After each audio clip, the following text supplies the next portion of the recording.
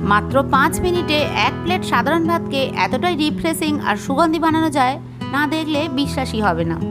নমস্কার বন্ধুরা, আমি সম্পাস রান্না বানাতে আপনাদের সবাইকে স্বাগত। সামান্য উপকরণে ঝটপট তৈরি করা যায় আর গরমের সময় খেতে একেবারেই মন ভরিয়ে দেবে। রেসিপি দেখার পর ভিডিওটা একটা লাইক করে চ্যানেলটি সাবস্ক্রাইব করে পাশের বেল আইকনটি ক্লিক করে দেবেন, তাহলে আমার নতুন রেসিপির আপডেট সবার আগে আপনার কাছেই পৌঁছে যাবে। তাহলে বন্ধুরা আর দেরি না করে চলুন রেসিপিটা দেখে নেওয়া যাক। প্রথমেই আমি এই রেসিপিটা বানানোর জন্য সাদা তেল গরম করে একটা শুকনো লঙ্কা ফোড়ন দিলাম, আর দিলাম খুব সামান্য পরিমাণে একটু কালো সর্ষে, আর দেবো মৌরি। এই সমস্ত ফোড়নগুলো একটু হালকা করে ভেজে নিতে হবে। ভীষণই সুন্দর একটা গন্ধ বেরোচ্ছে। আর বন্ধুরা, এই রেসিপিটা বানাতে কোনো রকম মশলা লাগে না, পেঁয়াজ রসুন কিছুই লাগে না। খেতে অপূর্ব হয়েছিল বন্ধুরা। আর গরমের সময় এরকম ভাত থাকলে আর কিছুই লাগে না, শুধুমাত্র একটু আচার কিংবা রায়তা দিয়েই এই খাবারটা কিন্তু খাওয়া হয়ে যায়। ডাল তরকারির কোনো প্রয়োজনই নেই।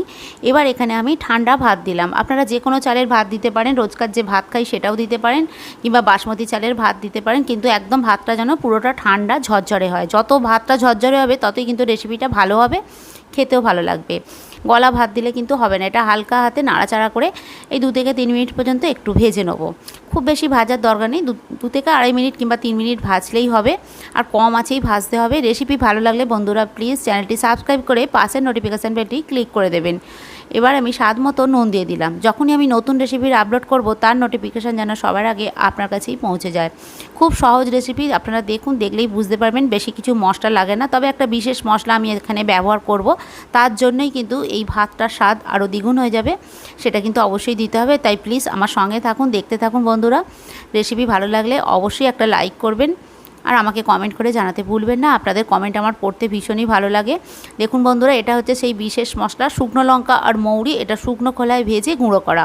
এক অপূর্ব সুন্দর গন্ধ বেরোচ্ছে। শুকনো লঙ্কারও একটা নিজস্ব গন্ধ আছে, মৌরিরও গন্ধ আছে। আর শুকনো খোলায় ভেজে ঠান্ডা করে তারপরে এটাকে গুঁড়িয়ে আমি এর মধ্যে দিলাম। তবে পরিমাণ মতোই দিতে হবে, খুব বেশি দিলেও খেতে ভালো লাগবে না। ভাতের যেরকম পরিমাণ থাকবে সেরকম পরিমাণ বুঝেই দেবেন। সবটা ভালো করে এটা মিলিয়ে নিতে হবে। দেখুন ভালো করে মেলানো হয়ে গেছে। এবার গ্যাসটাকে আমি অফ করে দিয়েছি। এবার অফ করে দেওয়ার পর এখানে একটু লেবুর রস দিলাম, এই 2 চামচ পরিমাণ। লেবুর রস দেওয়ার সময় কিন্তু গ্যাসটা অবশ্যই অফ করে দেবেন, নাহলে কিন্তু ভাতটা তিতকুটে হয়ে যাবে। তো লেবুর রস দিয়ে এখানে আমি ফ্রাইং প্যানের মধ্যে ভাতটাকে একটু ঠান্ডা হতে দেবো। তো আপনারা সঙ্গে থাকুন বন্ধুরা। এবার আমি একটা বোলের মধ্যে ভাতটা ঠান্ডা হয়ে গেছে, ঢেলে নিয়েছি। এবার এখানে হচ্ছে শশা কুচি নিয়েছি। আপনারা গ্রেট করেও দিতে পারেন, আর কিংবা আমার মতো এরকম ঝিরিঝিরি করে সরু সরু করে কাটতে পারেন। এই শশাটাও ওপর থেকে দিতে হবে। এটা সার্ভ করার আগেই দিতে হবে।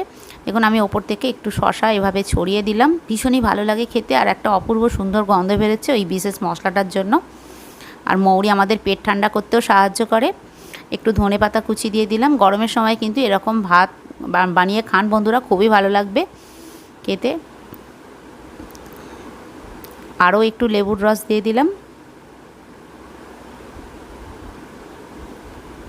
দেখুন দেখতেও খুব সুন্দর লাগছে। এবার ওপর থেকে একটা আমি লাল লঙ্কা দিয়ে দিলাম, আর একটা লেবু স্লাইস দিয়ে দিলাম। এবার আমার সার্ভ করার জন্য একদম রেডি।